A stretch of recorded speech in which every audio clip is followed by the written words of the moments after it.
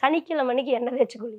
சனிக்கிழமை எண்ணெய் தேய்ச்சி குளி அப்படின்னா சனி பகவான குளிர்ச்சி ஐஸ் கட்டி கிரகம். அவரு தான் பாரம்பரிய கிரகம். நம்ம சூரியன் குருவெல்லாம் வந்து பார்த்தீங்கன்னா கௌரவம் ஈகோ கிரகம் தான். ஆனால் ஒருத்தன் பூர்வீக சொத்தை அனுபவிப்பானா, உன் சொத்தை சாப்பிட்றதுக்கு உனக்கு புள்ள இருக்கான்னு சொல்றது சனி தான் கொடுப்பாரு, கர்மக்காரகன். அதனால உங்களுக்கு நல்லெண்ணெய் தேய்ச்சி நல்ல ஃபைனல் கார்டை நல்லா நீவிட்டு நீங்கள் கல்யாணம் ஆனோடனே நீங்கள் பாரம்பரியத்தில் பார்த்தீங்கன்னா நிறைய நம்ம எங்கேயோ வந்துட்டோம் சார், எங்கேயோ தாண்டி வந்துட்டோம். இப்போ ஹெல்த்தியான புள்ள வேணுமா, நீ 40 வயசுல ரொம்ப உலகத்தையே பாதியை வளைச்சு போட்டுட்டு போனாலும் பரவாயில்ல அந்த குழந்தை வேணுமான்னு கேட்டால் அவன் இதைத்தான் செலக்ட் பண்ணுறான்.